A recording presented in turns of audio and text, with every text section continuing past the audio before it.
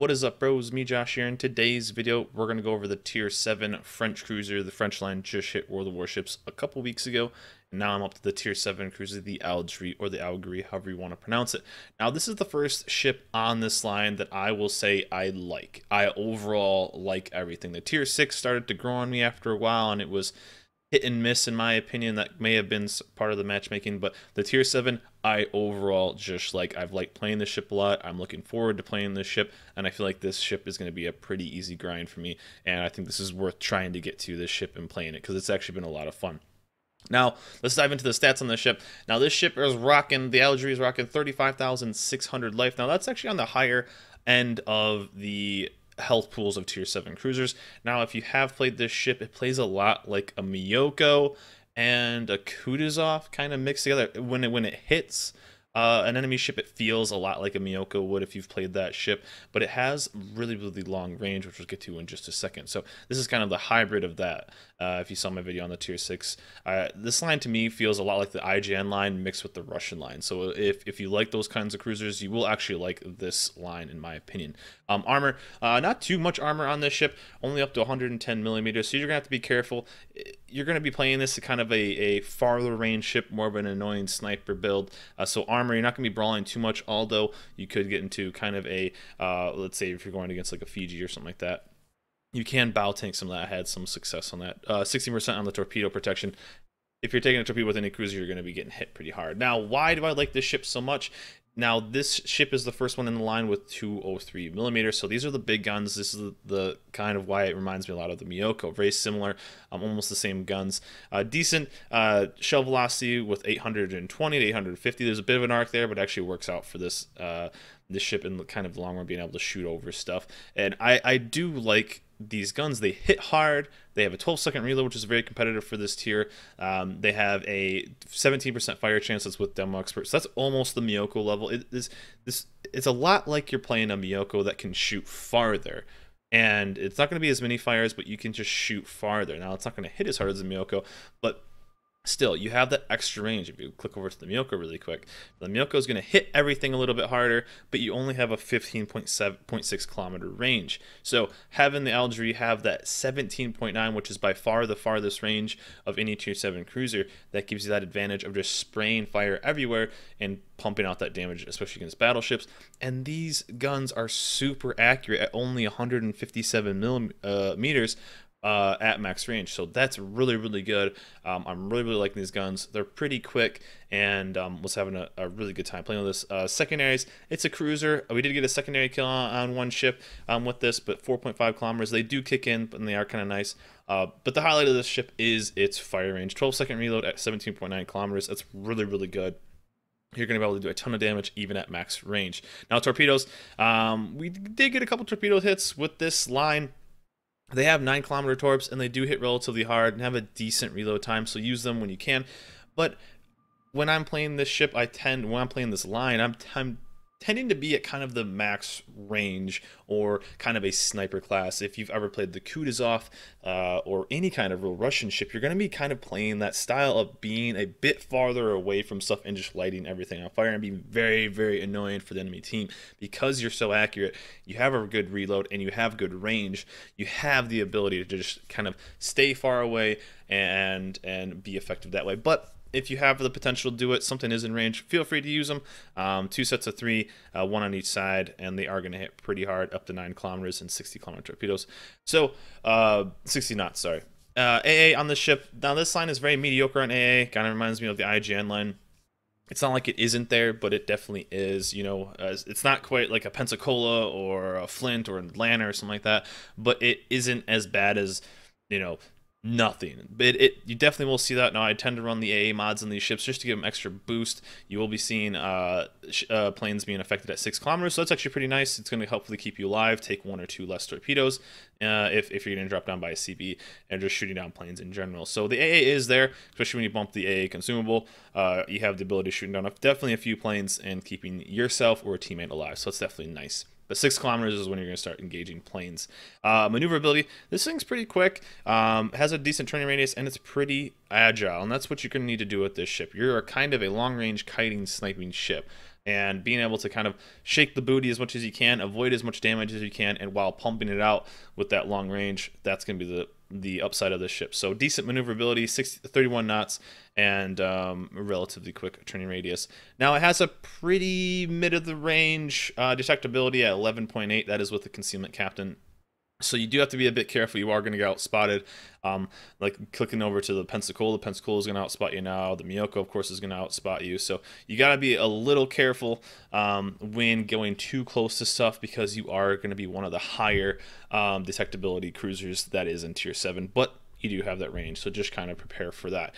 Let's jump over the modules really quick, and then I'll show you the captain build. So pretty basic. Now you can switch out AA for Hydro, but I always kind of like side on, tend to side with caution a little bit and go with AA over Hydro.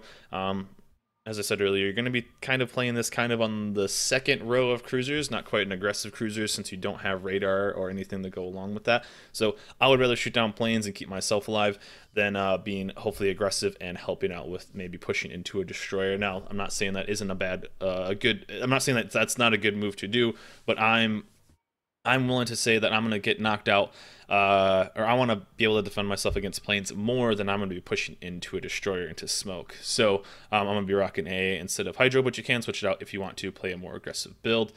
Fighter, pretty basic. Of course, running the premium, and this is the first line that has speed boost on cruisers. So you do get to run this. If you do have the speed boost mod, you can keep it going for an extra amount of time. But I'm going to run the premium on that. So upgrades on this, I'm going to run main armament 1. It's pretty basic, guns and torpedo tubes. I am running extra range on the AA, so that's how I'm getting up to the 6 kilometers. Propulsion mod 1. I tend to lose those a little bit, so that's what I want to stick with. And of course, steering gears. So if you do have the propulsion mod, one of the extra ones, let's say you got it from a super crate, you could switch it out and place in one of these. But this is a pretty basic setup, and I think this is going to work for you in the long run. With the captain skill, I'm only level 10 captain because I just started at tier 5. I think this is pretty freaking basic right here. I'm going with priority target. I want to know how many things are focused on me, especially since I'm a cruiser and very, very fragile. So want that as much as I can. Now I went with expert marksmanship just to give a bit of a boost. You could easily go for adrenaline rush on this. I wouldn't think that's that bad of an idea because you are a gun heavy ship. So any extra damage is going to be awesome. But I just went with expert marksmanship. I feel like it's safe. It's a safe bet with expert marksmanship, but probably in a later, maybe at 16 points, I'll grab adrenaline rush just to help out a little bit more on late game damage. Demo expert, you're pumping out fire, you want that as much as possible. Now potentially going at a 19-point captain, I'll pick up superintendent to help out just a bit more, or you can pick up vigilance. I do like that if you want to play a bit more aggressive to help out with the dodging torpedoes. So either of those are gonna be good. I think just picking up demo expert first though is gonna be nice. That 2% is always a buff. And then concealment, of course, you're a cruiser, so pick this up as soon as you get 10 points. Now I think at 14 points I would pick up AFT just to help out even more. You're gonna be up to 7.2 kilometers for AA, so that's pretty nice. That's pretty effective.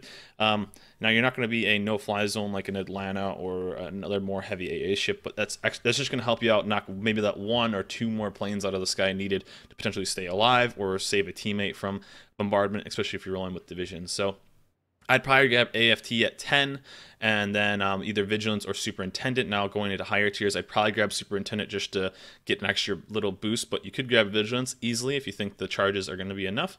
Vigilance is going to be fine. I mean, I don't think any of these are going to be worth it quite on a cruiser, so that'd be my choice, Superintendent or Vigilance. Probably Vigilance, actually. And then at 19 points, maybe grab Adrenaline Rush, or at 16, grab Adrenaline Rush, and then grab this at 19. So a bit of a saving there. It's going to take you a while to get those last few points, but that's the basic build I would run on this captain for the French line.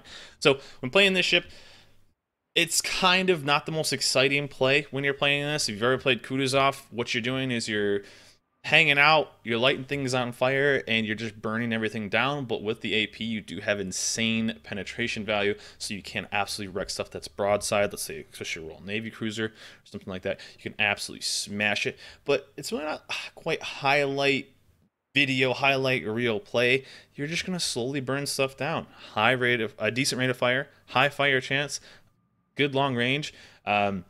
Now, with the 203s, you can absolutely demolish stuff if you are getting more aggressive and pushing in, using those torps and using those guns to just absolutely smash. Now, AP broadsides on cruisers, on battleships, you're going to do massive amounts of damage, so don't be afraid. Now, this is a good line, in my opinion, of using both HE and AP. HE at range, and then AP potentially when you're getting closer, because you will absolutely smash stuff. This line, I've played the whole line before they were released, and now that they are released, this is giving me hope that this is going to be a pretty good line, because this line's been getting a lot of negative views from the public, and it's kind of like, what's the point of this line? It's kind of just meh. Now, getting to the tier 7, this is a ship I really enjoy playing, and I'm really excited to play more of, and I hope you guys are too. And yeah, this is something I'm excited for. Now, when I played the 8 before, the tier 8, I really like that ship. So going on up the line, I hope they fix the tier 10 that's playable, and I'm looking forward to it. But the tier 7, just play. You use that range to your advantage. HE, but don't be afraid to absolutely smash enemies with that AP, because that is going to hurt them, and you're going to rack up the damage.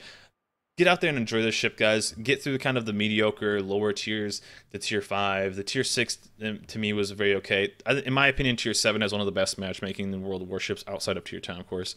But tier 7 has a really good matchmaking, so it's been a lot more fun to play this ship. I think that was one of the downsides of the tier 6. And but yeah, tier 7 is definitely a 2 thumbs up for me, guys. Let me know in the comments below what you guys think of the Algerie, whatever you want to call this ship, however it's supposed to be pronounced. Let me know in the comments below what you guys think. Let me know how you think of this line, what you think of this line, and if you are enjoying this line. That is it for me, guys. Remember to like and subscribe, and I'll see you guys next time.